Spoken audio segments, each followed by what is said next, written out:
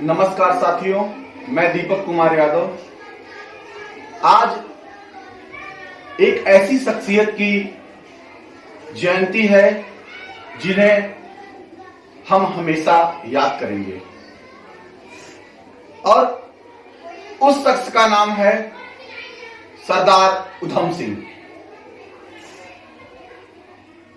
आज गीत के माध्यम से मैं उधम सिंह के बारे में आपको बताऊंगा कि आशियाना बगावत बजाता रहा, लहू की बरसात होती रही, जन्मभूमि भी खूनों से आंचल भरी, शहीदों की माला पिरोती रही, उन शहीदों में सरताज उधम रहा, शेर के घर में घुस के शिकार किया कि बाग जलिया का बदला चुका ही लिया, जाके लंदन में डायर को मार दिया।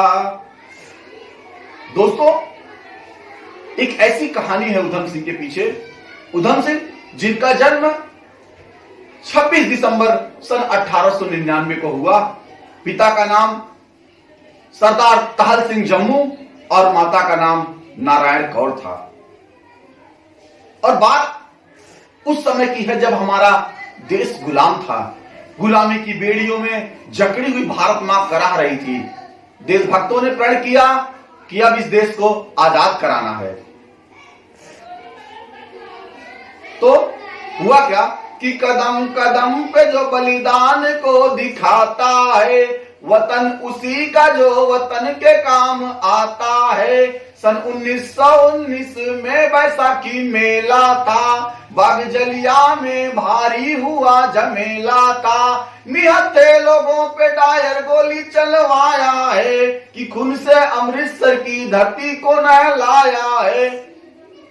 सन 1919 की घटना, जलियांवाला बाग में एक मेला लगा हुआ है और उस मेले में हजारों भारतीय उस मेले में गए हुए हैं। एक जनरल डायर आता है और आने के बाद गेट को बंद करवा देता है, और गेट को जब बंद करवाता है और उसके बाद गोली चलवा देता है और उस गोलीबारी में निहत्थे हमारे भारतीय मारे जाते हैं। तो 13-14 साल का उधम दुलारा था, सबको गोली खाते बाग में निहारा था। खून ले कसम खाया सिख तब कहाऊंगा, खून का बदला जबकि डायर से चुकाऊंगा। कसम खाते हैं उधम सिंह कसम खाते हैं कि जब तक हजारों भारतीयों की मौत का बदला नहीं लूंगा तब तक चैन से नहीं बैठूंगा। और इस तरह से विदेशों में यात्रा करना शुरू कर देते हैं, क्योंकि डायर चला जाता है लंदन। और जब उधम सिंह विदेशों में यात्रा करना शुरू करते हैं तो 20 वर्ष बीत जाते हैं।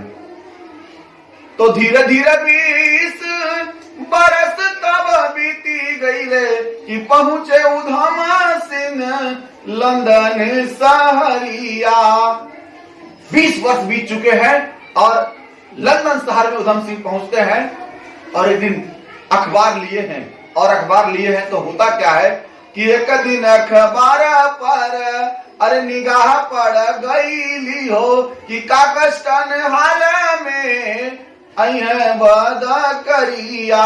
अखबार में पढ़ते हैं कि काकस्टन हाल में जनरल डायर का भाषण होने वाला है। चल पड़ते हैं काकस्टन हाल की तरफ और एक किताब के बीच में रिवॉल्वर को छिपाए हुए।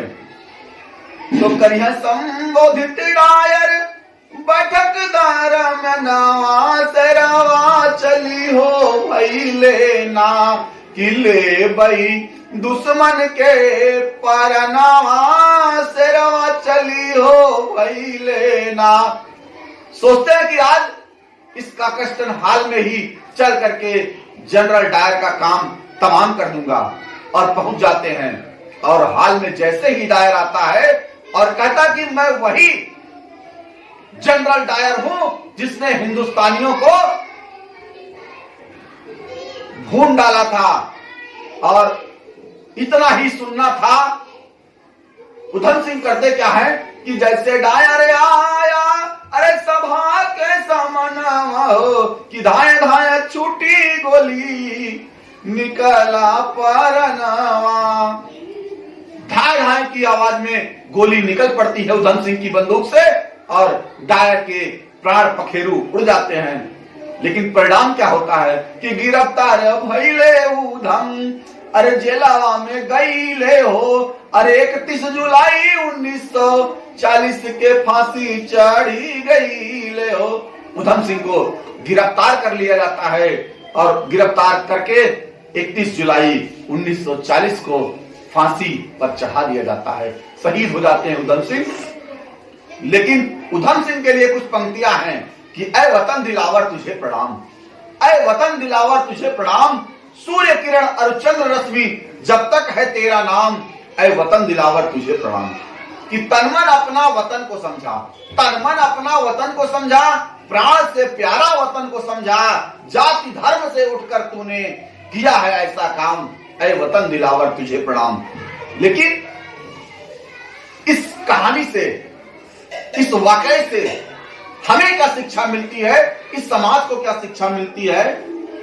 इधर से समय का इंतजार करे ना, कि लक्ष्य दूर नहीं है उस पे वार करे ना, कि यदि ठान लोगे तो कार्य होगा पूरा, कि कभी भी न करना प्रयास अधूरा।